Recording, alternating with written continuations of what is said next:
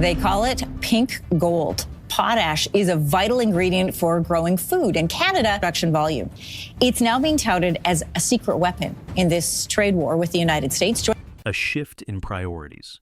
Yesterday, the world witnessed the signing of a significant trade deal between the United States and the European Union, but not without its consequences. French President Emmanuel Macron described the agreement as a dark day for Europe, indicating the strained feelings surrounding it. Donald Trump's latest deal with the EU is nothing short of monumental, with a 15% tariff on many goods, a vast energy commitment, and billions of dollars funneled into the U.S. economy. The setting for this deal, a flashy handshake in Scotland, was designed for global headlines. Yet, amidst the fanfare, one notable absence was Canada. Canada, the United States' largest trading partner, found itself overlooked, and this wasn't an accident. For Trump, trade deals are about optics and leverage, not just economics. While the EU provided a stage for his political ambitions, complete with an eye-catching deal and a flow of investments, Canada couldn't offer the same short-term political payoff. The EU's deal generated immediate headlines, and those are the types of victories Trump craves. Meanwhile, Canada, already firmly embedded in U.S. supply chains, offers fewer dramatic, eye-popping changes to its trade relationship with the U.S.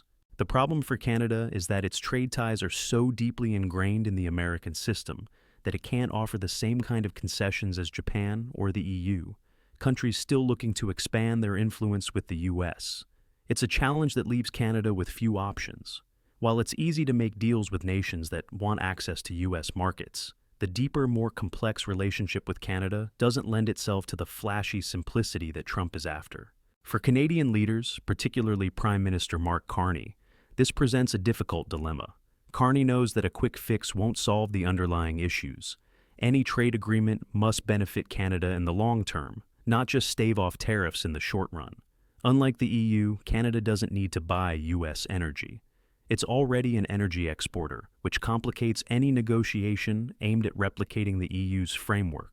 In this context, Carney has adopted a measured, strategic approach, refusing to rush into a deal that would sacrifice Canada's long-term interests. Carney's statements reflect this strategy. Canada will only sign a deal if it's in the country's best interest. As a result, Canada is preparing for potential tariffs and is quietly holding out for better opportunities, such as the scheduled USMCA review in 2026. Carney's refusal to rush into a trade deal might seem risky, but it's also a calculated bet on Canada's future. In an environment where the U.S. is pushing hard for quick agreements, Canada's decision to take its time is a subtle yet strategic move.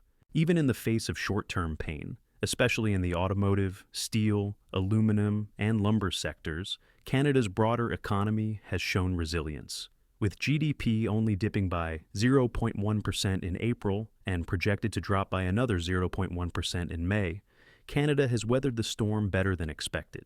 Thanks to the CUSMA agreement, over 90% of cross-border trade continues to flow with minimal tariffs, maintaining an average effective rate of just 2.3%. Still, the situation remains fragile. If Trump's threatened 35% blanket tariff on August 1st materializes, Canada will be tested further. But one thing is clear. Canada is not just reacting to U.S. pressure, it's actively planning its next move.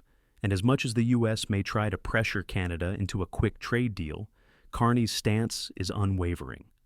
For Canada, the long game is far more important than a quick win. And in a trade war, waiting might be the boldest move of all. Trump's dismissal and Canada's strategic response. As the days leading up to the August 1st deadline draw nearer, President Donald Trump made a striking statement regarding Canada's position in the trade discussions. In a moment that caught many off guard, Trump openly acknowledged that the U.S. had not really been focused on Canada, and suggested that a trade deal might not even be reached. It wasn't a mere offhand remark. It was a public dismissal of Canada as a priority in the ongoing trade negotiations. For Ottawa, this wasn't just a slap in the face. It was an opportunity. Trump's words were not seen as a threat, but rather a signal of his impatience, one that inadvertently handed Canada the upper hand in this phase of the trade conflict. Unlike his approach to Japan or the UK, where pressure was carefully escalated, Trump's blunt declaration revealed a surprising lack of strategic finesse. His impatience, rather than forcing Canada into a deal, has provided Canada with an unexpected advantage. By showing his cards too early, Trump gave Canada the space to recalibrate its approach and prepare for a more favorable position. Prime Minister Mark Carney and his team have spent weeks carefully managing public expectations, signaling that Canada will not rush into any deal simply to avoid tariffs. The narrative they have crafted is one of patience and prudence. When Trump openly admitted that negotiations with Canada might fail, he effectively confirmed what Canadian negotiators had been saying all along. Canada would not be rushed into a deal that didn't meet its long-term interests. This public concession was a rare moment of communication victory for Ottawa. It gave Canada the cover it needed. Now, if talks collapse, Ottawa can point to the U.S. as the one to walk away first, not Canada. It was a rare case of silence from Canada being met with a loud concession from the other side. This reversal of roles strengthened Canada's position, even without a formal trade agreement on the table. But Trump's comments also created a conundrum for his own team. On one hand, his administration's officials, such as Commerce Secretary Howard Lutnick and U.S. Trade Representative Jameson Greer, had been in productive discussions with Canadian officials, painting a picture of constructive talks. Yet, at the very same time, the president's public rhetoric undermined those efforts. This internal contradiction created confusion within the U.S. camp and forced Canadian officials to question who truly held the authority in the negotiations. As a result, Canada has been able to slow down the pace of talks, patiently awaiting a more coherent and unified stance from the U.S. government. This disarray within the U.S. position is providing Canada with more leverage. The more fractured the American message becomes, the more Canada can strategically maneuver, waiting for an opportunity to negotiate from a position of greater strength. In the short term, Canada may appear to be on the defensive, but its calm, deliberate response to Trump's impatience is, in fact, a calculated strategy. By refusing to engage in the U.S. fast deal game, Canada is holding out for the right deal, one that protects its national interests without sacrificing long-term economic stability. Moreover, this situation has set the stage for the upcoming USMCA review in 2026. While Trump may be pushing for stricter origin rules and other trade controls, Canada could use the review process to argue that any current tariffs have already failed as a tool for leverage. If the U.S. imposes 35% tariffs without reaching a negotiated settlement, Canada will have a strong case to make in 2026 that tariffs are not the way forward. Trump's credibility in these talks could suffer, and Canada is positioning itself to capitalize on that shift.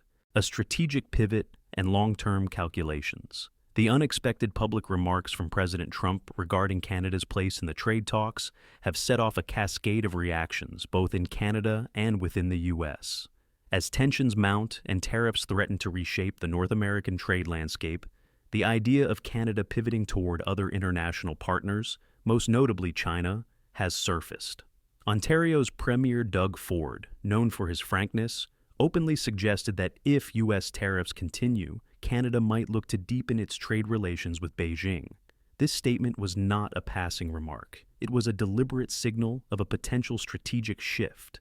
In one of the most uncertain trade climates in North American history, Ford's words underscore the growing realization in Canada that its dependency on U.S. trade may no longer be sustainable if Washington continues down its unpredictable path.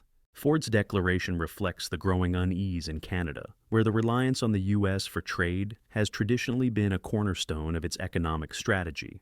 But with the threat of escalating tariffs hanging over the nation, Canadian leaders have begun considering new options. And China, with its vast manufacturing capabilities and global market reach, has emerged as a viable alternative.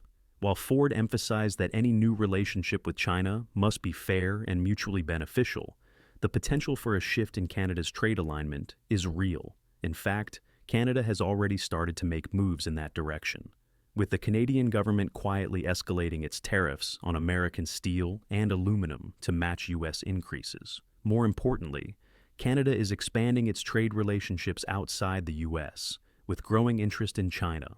Ontario alone conducts over $43 billion in two-way trade with China, and Canadian businesses have already begun sourcing materials, such as aluminum cans, from China rather than the U.S., due to soaring prices resulting from Trump's tariffs. In response to the unpredictability of U.S. trade policies, Canadian businesses have been adapting, recalibrating supply chains, and exploring new export lanes. This shift is not just a tactical maneuver. It represents a broader strategic reevaluation of Canada's long-term trade relationships. If this pivot toward China becomes permanent, the effects will reverberate throughout North America, with the U.S. feeling the loss of Canada as one of its most significant trade partners. In 2024, Canada purchased $349 billion worth of goods from the U.S., more than Japan, Germany, and the U.K. combined. A shift of even a small portion of that trade to China would have a profound impact on U.S. manufacturers, particularly in sectors such as autos, machinery, agriculture, and energy. This is not just about losing trade volume. It's about weakening the strategic alliance between the U.S. and its closest neighbor. If Canada begins to look eastward for trade opportunities, it will have long-term implications for American businesses, particularly those in states like Michigan, Ohio, and Pennsylvania, where U.S.-Canada trade is a critical lifeline. But the consequences of Canada's potential pivot to China go beyond the economic sphere. Strategically, China has long sought to expand its influence in the Western Hemisphere. A deeper trade relationship with Canada would provide Beijing with increased leverage in North America, a region that Washington has worked tirelessly to dominate for decades. For the U.S., pushing Canada away may result in losing more than just a trade partner. It could lose its foothold in one of the most economically and politically important regions of the world. The irony here is striking. Trump's tariffs, initially designed to protect American workers, have instead created a volatile environment that has driven Canada to reconsider its relationship with the U.S. While the White House aimed to pull Canada closer, it has instead driven a wedge between the two nations. As Canada diversifies its trade partnerships and begins exploring options with China, Trump's tariffs, which were supposed to bring Canada to heel, may instead push it into Beijing's arms. For the U.S., the consequences of this trade war could be far-reaching. Trump promised to secure better trade deals, but tariffs have delivered only hesitation, retaliation, and uncertainty. In trying to protect American workers, the administration may have undermined the very relationships it sought to strengthen. If Canada turns toward China, the U.S. could find itself facing not only an economic setback, but a strategic one, as its most reliable neighbor becomes more closely aligned with a global competitor. In this new trade world, where tariffs and threats of isolation shape global dynamics, the true cost of American protectionism may not be felt immediately. But if the U.S. continues down this path, the cracks in its trade strategy will only become more apparent. The damage may not just be economic, it may be political and strategic, weakening America's standing in a rapidly changing global landscape. For now, Canada is playing the long game, carefully navigating the shifting tides of international trade. It may not be rushing to sign a deal with the U.S., but in this case, the boldest move might just be to wait and see how the situation unfolds. The clock is ticking toward 2026, and when that year arrives, Canada will be ready to make its move, stronger and more strategically positioned than before.